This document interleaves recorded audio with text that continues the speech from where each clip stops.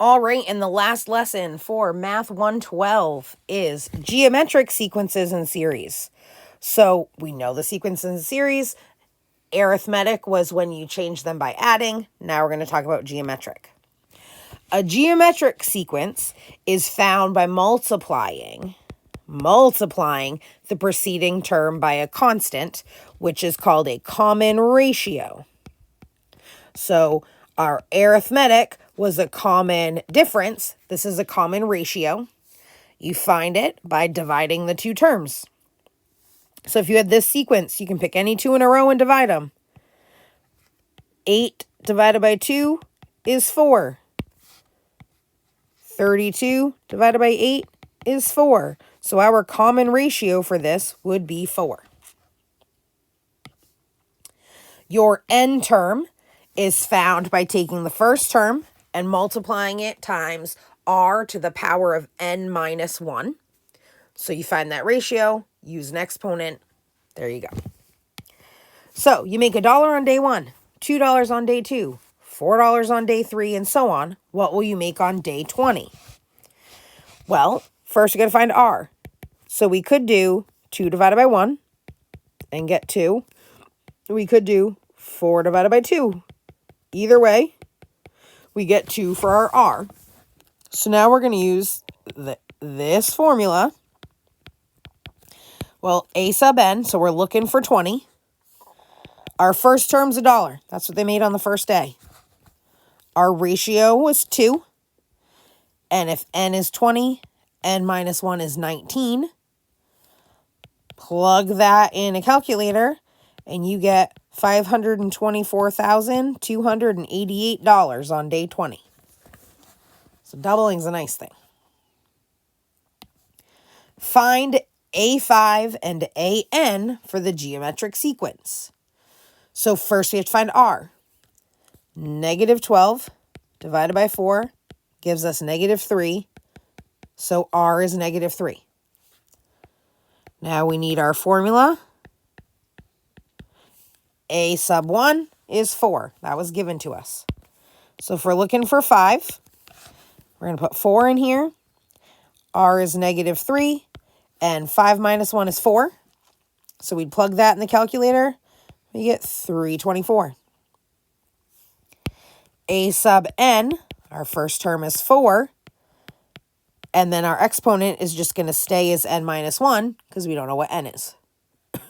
So we're just putting in the values we know. Find r and a1 for the geometric sequence where the third term is 20, the sixth term is 160. So our first term, second term, third term, fourth, fifth, sixth. So there's our sequence. So we're going to use a sub n, a1 times r to the n minus 1. So let's plug in. We know a3 is 20. So if we're looking for a3 here, we're going to say 20 equals a sub 1 we don't know. We have the r, and 3 minus 1 is 2. So 20 equals a1 times r squared. Well, if we divide both sides by r squared, we now know that a1 equals 20 over r squared. So we solve for a. Now let's do the same thing with our 160. We still don't know a1, but this time n is 6, so this would be r to the 5th. So we have that. We can substitute this for a1. Now we'll be able to solve for r. So 160 equals 20 over r squared times r to the 5th. When you multiply or divide exponents, you subtract. So really this is like saying 5 minus 2 is 3. Divide both sides by 20. You get 8 equals r cubed. Well, the cubed root of 8 is 2, so r equals 2. So I just plugged both of the terms they gave us into those equations. Solve for a sub 1. Plugged it into the other equation. And now I know r. So now that we know r, we can go back and use this same thing for a sub 1. We said that was 20 over r squared. Well, we just said r was 2. 2 squared is 4. 20 divided by 4 is 5. So all we did was use this equation 3 times, and we were able to solve for a1 and r. Geometric series is the sum of all the terms in a geometric sequence. So if you have 1, 2, 4, that's your sequence. Your series would be 1 plus 2 plus 4. Here, let's even make it 8 so that we can know for sure we're doing a different one. Finite sum. So remember, when your sum ends or you know a specific number of terms, you're going to use this formula. So for finding S sub 20, because we know where we're stopping, it's finite. So S20 is going to equal A1 times 1 minus r to the n over 1 minus r. So we got to find r. 4 divided by 2 is 2. So our r equals 2. And A1 is the first term. So put a 1 in there. And put 2 in for r. Well, I don't know what just happened there. Put 2 in for r. And n is 20 because that's the number they're giving us. So if we do that out, 1 minus 2 to the 20th times 1 is negative 104.8575. 1 minus 2 is negative 1. So that would give us 1,048,575. So that's the sum of the first 20 terms of this sequence. When you're given this, what this here tells you is that's how you find each term.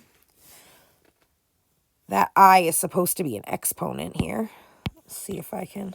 Yep. So this should say 3 to the I.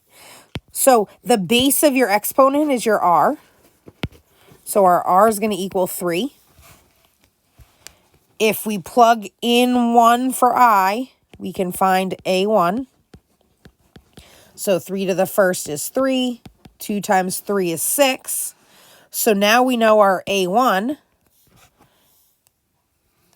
And there are 6 terms in there. So we have, we're looking for S6. So plugging that into our formula. A1, 1 minus r to the n over 1 minus r. Well, 3 to the 6 is 729. So 1 minus 729 is 728. And 1 minus 3 is negative 2. If you multiply that all out, you get 2,184. Infinite sums are a little different. They go on forever. So we don't have that n to deal with. So we're going to use this formula when it's an infinite sum. Just plug in your first term, 1 over r. So if this is our sequence, our first term is 1. And when you divide, 1/3 divided by 1 is 1/3. So that means our r is 1/3. So if we plug that in, a to the 1 over 1 minus r. Well, a to the 1 is 1. R is 1/3. 1 minus 1/3 is 2/3. And 1 divided by 2/3 is 3 over 2. So that is the sum of this infinite series. It will approach that. Goes on forever. It's never actually going to hit it. I'm going to do this one, and then I'm going to give you one to try, and then we'll be all done. So this has the exponent. So that means r is negative 1/2. If we plug in 1 for I, we can get our a1.